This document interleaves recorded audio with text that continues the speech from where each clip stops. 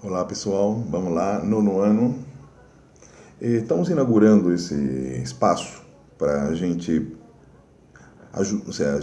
participar no estudo de uma maneira diferente, nesse caso especificamente dirigido à prova bimestral de espanhol, ok? Terceiro bimestre. Desculpa desviar o olhar, é que eu estou com a prova, então estou querendo ver algumas coisas para poder sugerir ou indicar a melhor forma para estudar. Vamos começar com o estudo do imperativo. Eu quero lembrar que temos no Moodle, já está postado, algumas fichas. Essas fichas servem para poder olhar melhor o objeto em questão, nesse caso, o imperativo. Imperativo, já de cara, vamos começar a entender o que é imperativo. Imperativo é um modo verbal. Sabemos que o verbo se divide em tempo, forma e modo. Modo é o uso que daremos. Tem três modos básicos, ou três usos básicos do espanhol. E não só o espanhol, línguas latinas. O modo indicativo, que é o modo do indiscutível, né? Do inquestionável. O modo subjuntivo, que fala de desejos, possibilidades, probabilidades, teses, enfim. É o modo imperativo, que tem três ações básicas. A primeira, ordens. Come, estudia, sigue, vê, respira. Conselhos. Uma mãe que fala para o filho: toma la sopa, te hará bien. Você toma uma sopa, vai te fazer bem. Ou um médico: tome este remédio 3 vezes por dia. Tome esse remédio. É imperativo, mas está na função de um conselho, não é uma ordem. Se você não tomar, ele não vai te colocar de castigo, né? Bom, e instruções. Basicamente, instruções tem dois tipos de grandes movimentos de instruções. Uma falando sobre espaço geográfico. Como que eu faço para ir a tal lugar? Bom, siga direto, dobre à esquerda, caminhe 5 passos. Em espanhol, siga recto, doble à direita, caminhe 5 passos. Isso é imperativo. Ou receita de cozinha: coloque 1 quilo de harina, mescle com um pouco de água, agregue um pouco de fermento. Imperativo. Qual a característica do imperativo? Bom, primeiro que ele tem uma forma afirmativa e uma forma negativa. A forma afirmativa, que é a que nós estamos trabalhando basicamente, ela se constitui basicamente sem a presença da primeira pessoa do singular, ou seja, não existe primeira pessoa de singular imperativo. Você não fala para você: Pablo, levanta a mão. Pablo, sácate los anteojos. Não preciso fazer isso não existe. Então, para isso que nós fizemos esse tipo de olhar na ficha, já está muito mais claro, colocando e eliminando essa primeira persona. Então, sempre segunda persona. Toda vez que a gente trabalhar na segunda pessoa do singular, em espanhol, teremos um tratamento informal. E toda vez que a gente usar a terceira pessoa singular, usted, será tratamento formal. Então, isso é uma dica legal. Então, lembrem-se que o espanhol, ele quando nós falamos de vosotros, e no caso específico do imperativo, ele termina sempre com de. Verbos de primeira conjugação, ou seja, verbos terminados em ar, infinitivos ar, se transformam em vosotros. No caso de, por exemplo, hablar, se transforma em hablada. Verbos terminados de segunda conjugação, terminados em er, como beber, se transformam em vosotros, bebed. E verbos de terceira conjugação, verbos terminados em ir, se transforma em de, id. Por exemplo, vivir, vivid. Então, ad, ed, id, no caso do vosotros, e não tem a primeira persona. As terminações vocês vão encontrar na ficha, já está no livro, e nós já estudamos. Por favor, atentos a essas dicas. Depois, nós vamos trabalhar pronomes complemento. Um detalhe: existe o imperativo negativo, que a gente não vai trabalhar agora, não está na prova, mas nós estudamos. que é o advérbio de negação no, mais um presente de subjuntivo. No comas, no respires, no vivas, no escuches, no hables, etc. No mais o presente de... E aí seria o imperativo na forma negativa, mas não estará nessa prova. Continuamos. Dali nós vamos à questão dos pronomes complemento. Pronomes complemento. Há uma dica interessante, hein? Uma dica interessante seria vocês pegarem uma música, uma poesia, qualquer coisa, e vocês tentarem identificar nela os imperativos que encontram lá. Acho que é um bom exercício, né?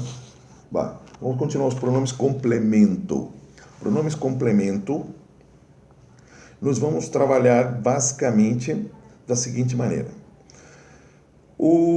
Uma frase, não é isso? Uma frase, ela, se vai ser reiterada, é bom que ela não seja repetida, porque senão vai ficar aquela coisa pesada, no sentido de coerência e coesão, né? Vai ficar aquela coisa densa. Não é necessário estar repetindo ipsiliter, ou seja, exatamente cada palavrinha do que está escrito. Você tem formas de constituir um novo olhar sobre a frase. Então, para isso, nós vamos precisar, primeiro, identificar os complementos verbais. Quando eu digo a palavra Pedro prestou, do verbo prestar, que seria em português emprestar. Pedro prestou su lápis a mim. Juan prestou su lápis a mim. Olha que frase interessante. Até aí, tranquilo. Usamos a frase, ok. Eu quero repetir essa coisa. Então, como é que eu faço? Estou escrevendo um texto, já não é mais uma frase perdida no tempo e espaço. Então, eu vou fazer o seguinte. Eu vou primeiro identificar o verbo. Pedro prestou. Aí está o verbo. Aí, o que eu vou fazer? Eu vou pegar o complemento direto. O que é o complemento direto? Aquele objeto que está conectado diretamente ao verbo, não é isso? E que ele é um instrumento de mediação no processo. Então, eu chego e digo, Juan prestou. Se prestou alguma coisa. Esse é o objeto em si. É um substantivo nesse caso. Prestou o quê? Um lápis. Esse lápis, não é isso? Nós chamamos de complemento direto. O destino do lápis é o que nós chamaremos de complemento indireto. Se prestou para alguém ou para algo, para alguma instituição, para algum organismo, para alguma associação, para o que for. O destino é o que nós chamamos de complemento indireto. Então, se eu quero substituir, terei que substituir por pronomes complemento e pronomes complemento. Nesse caso, direto e indireto. PCI e PCD. Complemento direto e indireto. Aí que está a questão. Quais são esses complementos? No caso do complemento direto, ele confunde muito, porque é muito parecido com os artigos. São muito parecidos com os artigos, os pronomes. Lo, los. La, las. Então, no caso específico de lápis, lápis é masculino e é singular. Então, seria lo.